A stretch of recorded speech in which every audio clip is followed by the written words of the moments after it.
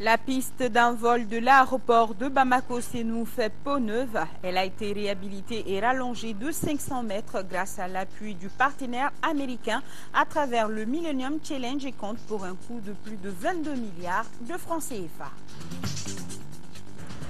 Éducation, parmi les 68 000 élèves admis au DF cette année, plus de 15 000 ne seront pas orientés. Les raisons, un manque de moyens financiers à cause de la crise qui traverse le pays et le dépassement de la limite d'âge pour certains élèves.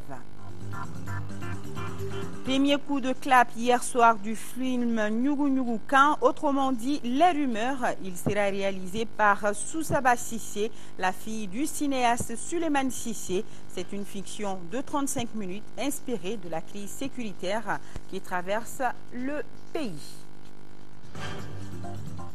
Merci de votre présence. Bonsoir à tous. Le Premier ministre Cheikh Modibo Diarra est rentré ce soir de New York où il prenait part à la 67e Assemblée générale de l'ONU.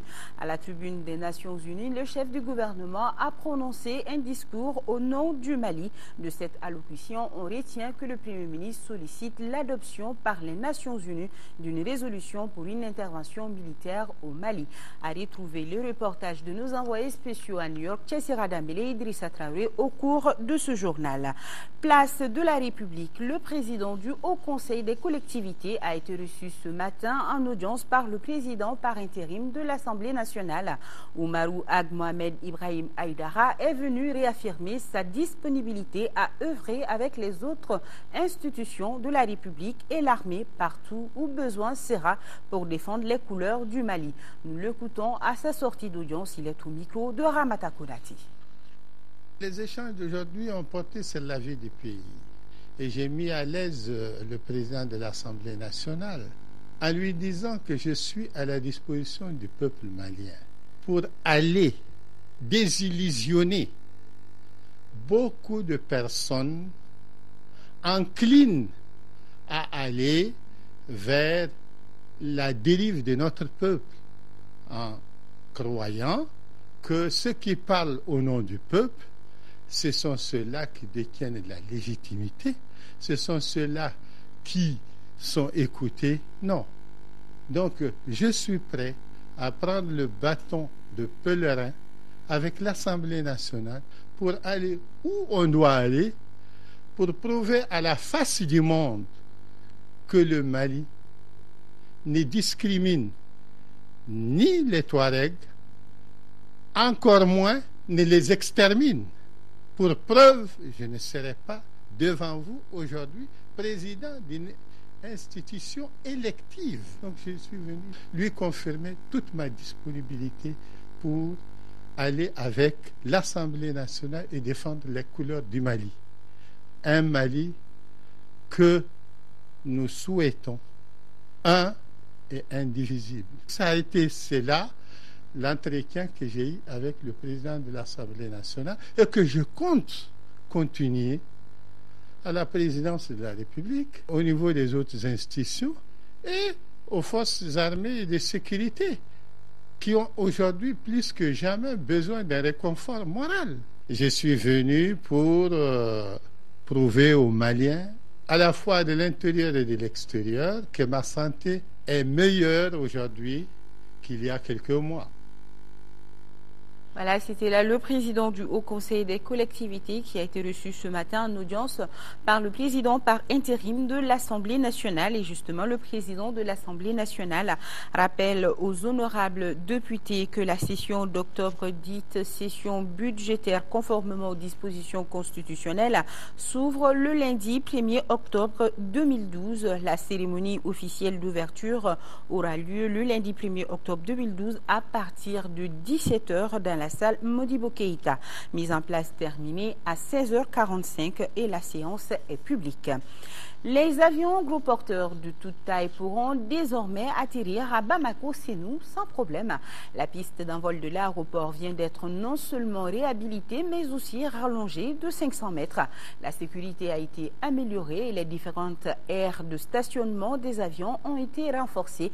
Le tout a coûté plus de 22 milliards de francs CFA financés par les États-Unis d'Amérique à travers le Millennium Challenge et compte dans le cadre de son projet d'extension et de modernisation de l'aéroport de Bamako-Sénou. L'infrastructure a été inaugurée ce matin. Le compte-rendu de la cérémonie d'inauguration, c'est avec Daouda Sidiki Diarra. Avec un allongement de 500 mètres, la piste d'envol de l'aéroport Bamako-Sénou fait peau neuve et mesure désormais 3 km de 100. Les bretelles et l'aire de stationnement des avions ont été renforcés, les réseaux de drainage aménagés, la piste complètement réhabilitée, la sécurité améliorée en installant une caméra à chaque bout de la piste. Ces infrastructures ont été remises ce vendredi au service aéroportuaire de Bamako-Sénou pour exploitation. Avec la réalisation de ces travaux d'extension et de renforcement de la piste d'envol de l'aéroport de Bamako-Sénou, il sera possible de rallier avec des gros porteurs, et ce, directement à partir du Mali, les marchés internationaux d'Amérique, d'Europe, d'Asie et du Proche-Orient. Aussi, l'aéroport international de Bamako-Sénou, en tandem avec le nouvel aéroport international de Caille, récemment inauguré, va sans nul doute jouer un rôle prépondérant dans le désenclavement intérieur et extérieur du Mali. Pour un coût total de plus de 22 milliards de francs CFA, ce projet a été exécuté dans un délai de 15 mois par le groupement d'entreprises Razel Satom. Le volet balisage lumineux a été réalisé par l'entreprise Synergie. Les travaux concernés sont inscrits dans le cadre du Millennium Challenge financé par les États-Unis d'Amérique. Il y a lieu de noter qu'après la suspension de l'accord de don le 29 mars 2012, suite aux derniers événements survenus au Mali, seuls les travaux nécessaires à la préservation de la sécurité du transport aérien ont été achevés, tout en sécurisant les autres réalisations du côté ville. Cette occasion est opportune pour le ministre de remercier le gouvernement des États-Unis d'Amérique pour son appui constant au développement économique du Mali dans le domaine des transports en général et dans celui de la promotion de la sécurité et de la sûreté de l'aviation civile en particulier. Comment préserver le bon état de nos routes et renforcer la coopération entre le Sénégal et le Mali en matière de transport? La question est au centre d'une rencontre entre Maliens et Sénégalais ici à Bamako.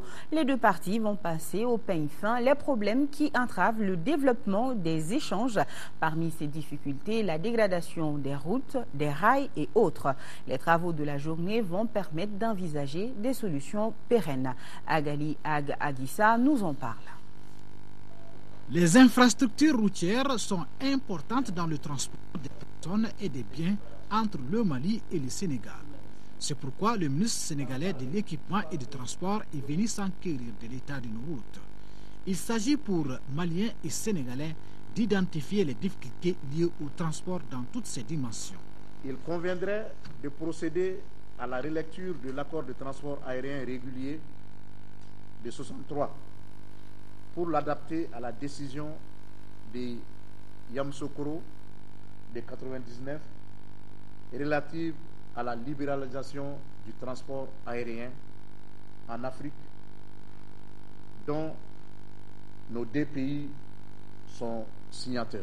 La situation actuelle de Transrail est caractérisée par une baisse drastique du niveau d'activité. Une solution négociée doit être recherchée auprès des créanciers de la société. Même son de cloche du côté sénégalais, où le ministre a affirmé la disponibilité des autorités de son pays à trouver une solution aux difficultés qui minent le secteur du transport. Si on commence par le transport terrestre, il y a des problèmes de tous ordres. Le contrôle de la charge à l'essieu, consécutif au règlement 14 de l'UEMOA, est une nécessité. Nécessité parce que nous ne pouvons pas comprendre, prendre de l'argent, investir dans la construction des infrastructures et voir ces infrastructures s'abîmer en si peu de temps. Les travaux devront aboutir à des recommandations qui seront examinées lors des prochaines grandes rencontres entre acteurs des transports des deux pays, voire même les pays membres de l'UEMOA. Ils sont plus de 68 000 élèves admis au DF, session de juillet 2012, mais plus de 15 000 d'entre eux ne seront pas orientés. L'information a été donnée cet après-midi par le directeur de la cellule de planification et de statistique du secteur éducation. C'était au cours d'une conférence de presse. Beaucoup de facteurs ont été évoqués. D'abord, la crise qui secoue le Mali et aussi la question de la limite d'âge dépassée chez certains admis. Par ailleurs, le ministère a fixé des critères aux établissements d'enseignement secondaire privés pour recevoir des élèves admis au DF. Au nom de ces critères, la performance de l'établissement et le recrutement des enseignants permanents et de qualité. La conférence de presse a été suivie par Mohamed Diarra. À des situations particulières, des mesures draconiennes. Ainsi peut-on qualifier la démarche du ministère de l'Éducation et de l'alphabétisation pour la rentrée scolaire 2012-2013. Parmi les sujets à l'ordre du jour de cette conférence de presse, l'épineuse question de l'orientation des élèves admis au DF session de juillet 2012. Sur les 68 714 élèves admis, l'État est en mesure d'orienter 53 318. Comment le choix a été fait? On ne peut orienter qu'en fonction des ressources que l'État peut mettre à la disposition des établissements à cet effet. Tous les élèves réguliers admis, âgés de 12 à 17 ans, qui ont eu 4 ans de scolarité au maximum au second cycle, 4 ans, ont été systématiquement orientés. Tous les élèves âgés de 18 ans qui ont eu une scolarité normale, c'est-à-dire 3 ans, aussi ont été orientés. Si on voit un enfant qui a 18 ans, qui a déjà redoublé une fois, s'il a été orienté, c'est parce qu'à l'examen, il a directement eu au moins 9,95, c'est-à-dire la moyenne, quoi. C'est donc dire que plus de 15 000 élèves ne seront pas orientés. À partir de cette année, le gouvernement veut amener les établissements secondaires privés à respecter les cahiers de charges en la matière. Une bonne partie d'entre eux ne recevront pas d'élèves cette année. Sur les 8 critères d'éligibilité, le département a tenu compte de 4 seulement. Qui sont des critères minima, je dis bien minima. Et ça, ce sont déjà, il y a les textes obligatoires, vous avez les infrastructures, vous avez le personnel d'encadrement et vous avez le salaire. C'est-à-dire qu'il ne faut pas que l'établissement ait des arriérés de salaire. Parce que nous savons que nous vivons des situations comme ça. Donc ces 4 critères, il faut que l'établissement puisse vraiment les satisfaire. Les responsables des autres ordres d'enseignement ont fait le point dans leur domaine respectif. Par exemple, 103 enseignants devront être recrutés au niveau du secondaire. Les programmes de la 11e année sont également disponibles. S'agissant de la session spéciale, elle sera organisée dans la période du 8 au 12 octobre prochain, tout examen confondu. Elle concerne les élèves qui n'ont pas participé à la session de juillet. Le ministre de l'Éducation nationale et de l'alphabétisation informe les élèves, les enseignants et les parents d'élèves que la date de la rentrée scolaire 2012-2013 est reportée au jeudi 4 octobre 2012 à 8 h pour les classes de 10e année de l'enseignement secondaire général, de première année CAP et BT de l'enseignement technique et professionnel sur l'ensemble du territoire national. Ce report vise à réunir les meilleures conditions pour cette rentrée. Le ministre de la Promotion des langues nationales et de l'instruction civique a rencontré ce matin les acteurs du secteur. C'était à la Direction nationale de l'éducation non formelle et des langues nationales. La rencontre avait pour but de s'imprégner des réalités et des difficultés auxquelles la Direction nationale de l'éducation non formelle et des langues nationales est confrontée. Fatoumata Kone, reportage. Le ministre de la Promotion des langues nationales et de l'instruction civique, qui était venu rencontrer les responsables de la Direction nationale de l'éducation non formelle et des langues nationales, a recensé un certain nombre de problèmes. Il s'agit de la formation des formateurs, la création d'un manuel linguistique adéquat, la traduction des pièces d'état civique, entre autres. Le ministre Diarra propose. C'est d'assurer à nos langues, leur offrir la possibilité de s'épanouir comme langue de développement. Elles seront écrites, elles vont servir pour l'environnement lettré et chacun va se sentir mieux chez lui et apporter sa contribution dans le développement de nos pays. Cette visite du ministre s'inscrit dans le cadre de la valorisation de nos langues nationales, une promotion considérée comme une des priorités du gouvernement de transition. C'est pourquoi il a été institué un département chargé de la promotion des langues nationales et de l'éducation civique. La Direction nationale de l'éducation non formelle et des langues nationales qui relève de ce département a été créée en 2001. De sa création à nos jours, la direction a pu produire des livres dans 12 langues nationales. C'est en grande communion que Maliens et Saoudiens ont célébré hier la journée nationale du Royaume d'Arabie Saoudite. L'occasion a été mise à profit par les invités pour échanger sur les préoccupations communes. Alousseni Touré, reportage. Le 23 septembre marque la date anniversaire de la réunification du Royaume d'Arabie Saoudite. La célébration de cette fête nationale a été décalée pour permettre de fêter avec les frères maliens le 22 septembre. L'ambassadeur Nahid Al-Harbi dit œuvrer pour le renforcement de la coopération entre nos deux pays. Les domaines de coopération existants entre le Mali et l'Arabie Saoudite sont multiformes. Ça couvre notamment le domaine des infrastructures, le domaine de la culture, le domaine scientifique, le domaine de l'enseignement supérieur, etc. Je leur souhaite tout le bien du monde. Je réitère mes vœux de les voir très bientôt unifiés, surtout en ce qui concerne son territoire. Que Dieu couvre ce pays de sa miséricorde, de la stabilité et de la paix. Côté malien, on s'est réjoui de la qualité de cette coopération multiforme dont l'aspect le plus visible reste son caractère religieux. Nous travaillons sur différents dossiers, en particulier les dossiers du pèlerinage. Et cette année, les autorités saoudiennes nous ont non seulement augmenté le quota qui est réservé au Mali, mais aussi ont facilité les procédures de délivrance des visas, mais aussi ont simplifié toutes les procédures d'accueil et de séjour de nos pèlerins à la Mecque. Les 80 ans de l'Arabie Saoudite vont certainement marquer un nouveau tournant dans cette longue aventure commune.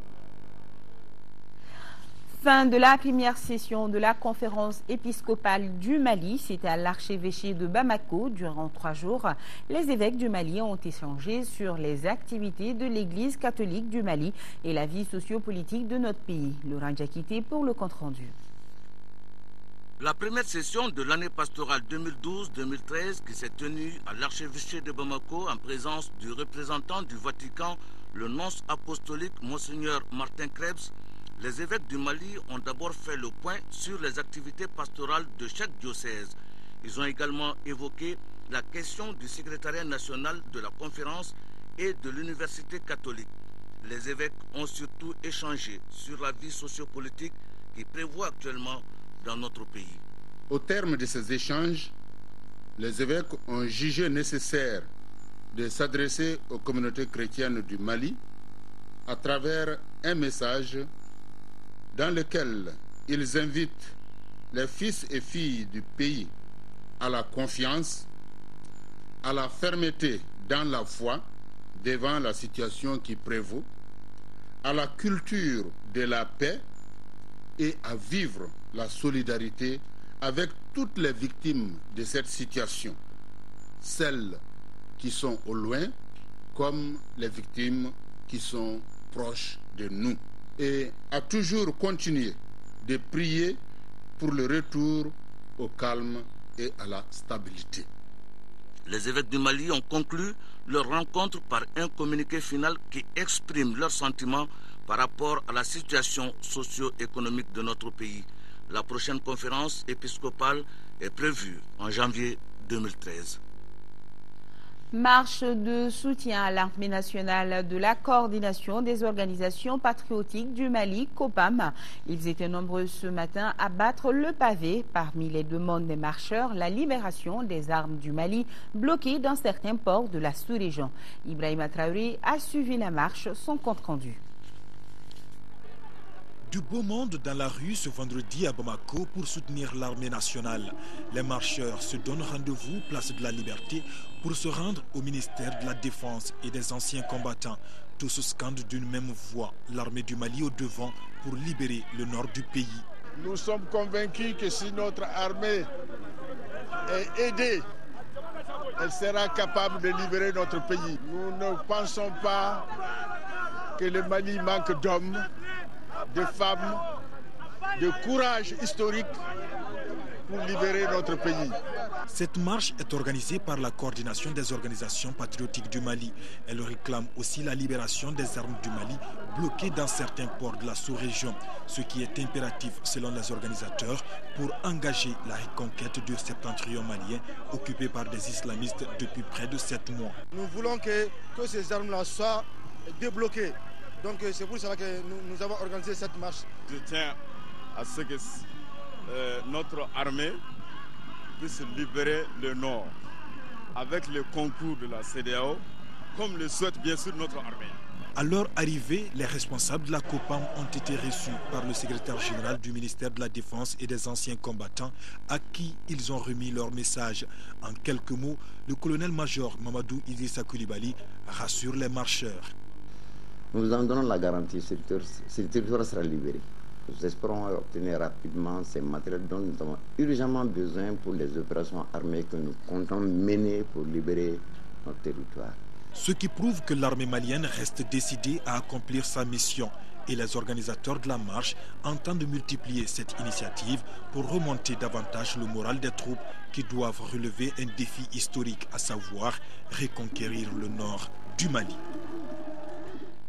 L'Institut international de recherche sur les cultures des zones tropicales semi-arides, ICRISAT, a ouvert ses portes hier à des paysans. Ils ont échangé avec les responsables de la structure sur ses activités avant de procéder à la visite de parcelles d'arachides. Ils ont aussi été édifiés sur les infections parasitaires nuisibles à la culture de l'arachide. Mohamed Diarra nous en dit plus. Une centaine de paysans répartis en 4 groupes visitent les parcelles d'arachides d'ICRISAT. Certains découvrent de nouvelles techniques culturelles et d'autres approfondissent tout simplement leurs connaissances en la matière. Sur la première parcelle de 2 hectares visitée, on trouve 6 variétés d'arachides. Ici, les cultures sont au stade de la maturité et cela 3 mois après le semis. La nouveauté ici, c'est que les nouvelles variétés d'arachides résistent à la sécheresse. Le rendement est aussi énorme par rapport aux autres variétés, nous ont dit les techniciens. Et pour les producteurs, cette visite a valeur de voyage d'études. Les parcelles d'arachides que nous avons visitées, vraiment, m'a prouvé que je ne connaissais pas l'arachide. Les nouvelles variétés résistent aussi aux infections parasitaires qui affectent généralement l'arachide, comme par exemple l'aflatoxine. C'est très néfaste parce que c'est un truc qui cause les cancers. Bon, tu trouveras, en milieu paysan, tu trouveras beaucoup de gens qui souffrent de foie, de beaucoup de maladies. Ils attribuent ça au truc divin, autre là, alors que ce n'est que l'aflatoxine. Le but du programme arachide d'ICRISAT est de développer un système semencier durable pour la filière concernée.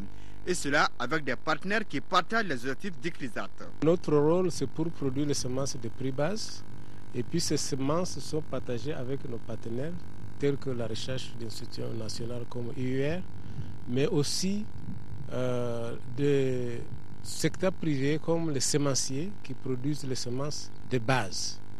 À partir de semences de base, on produit d'autres classes de semences, telles que R1, R2, pour vendre aux producteurs.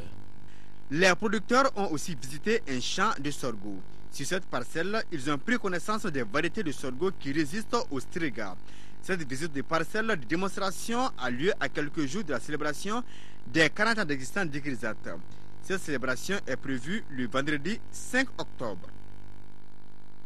En 4e région, la campagne agricole s'annonce satisfaisante dans les zones de Kologo et de Kemassina. C'est le constat fait en tout cas par les responsables de la société de production de fertilisants bactériens Profeba. Grâce à l'utilisation de l'engrais Sabounement, certains producteurs promettent une production record de 8 à 10 tonnes à l'hectare. Cette visite de Profeba a été suivie par notre correspondant Fousseini Samaki.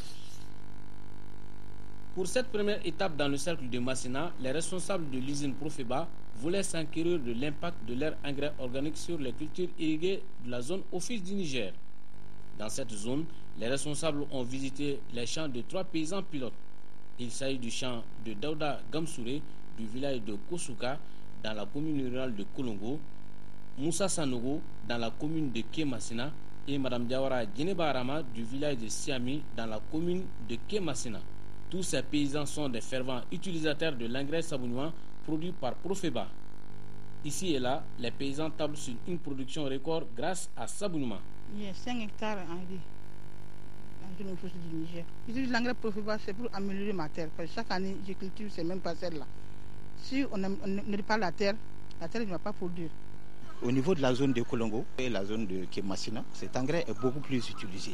Depuis le début de la campagne, alors nous enregistrons vraiment une très très grande affluence en fait, par rapport à la demande de cet engrais. L'entreprise Profeba promet de donner une production record à tous les paysans qui voudraient suivre ses conseils. Depuis le bureau jusqu'au niveau des champs, que ce soit les chefs d'AMR, que ce soit les paysans même, chacun vient de dire tout de suite que vraiment ils sont très contents. L'état des pièces est très bon, l'état de grosseur de tige est très bon et encore aussi des champs est verdoyant. Nous aussi on a rassuré ça nous rassure aussi. Ça veut dire que le produit qu'on leur donne n'est pas un mauvais produit. C'est un intrant subventionné par l'État malien. On vous le disait en début de cette édition, le Premier ministre Cheikh Modibo Diarra est rentré ce soir de New York où il prenait part à la 67e Assemblée de l'ONU. À la tribune des Nations Unies, le chef du gouvernement a prononcé un discours au nom du Mali. De cette allocution, on retient que le Premier ministre sollicite l'adoption par les Nations Unies d'une résolution pour une intervention militaire au Mali. Et pour les problèmes d'aiguillage, nous vous proposerons ce reportage demain dans nos éditions avec nos envoyés spéciaux à New York, Tchessera Dambélé et Idrissa Traoré. Toutes nos excuses. Un mot de cinéma. Le premier coup d'éclat du film Nyugu Nyugu Kan, autrement dit Les Rumeurs, a été donné hier soir à Badalabougou, en commune 5 du district de Bamako. Cette fiction de 35 minutes sera réalisée par Soussaba Sissé, la fille du cinéaste Suleiman Sissé. Ce film, qui sera produit par les films Sissé en collaboration avec le collectif des jeunes talents de l'UCKO, verra la participation d'une 50aine de comédiens maliens. L'œuvre est inspirée de la crise sécuritaire qui traverse le nord du Mali depuis quelques mois. Mais pour plus de précision, nous vous invitons à écouter la réalisatrice du film, Soussaba Sissé. Elle est au micro de Modibo Souari. Séquence 4, prise 1.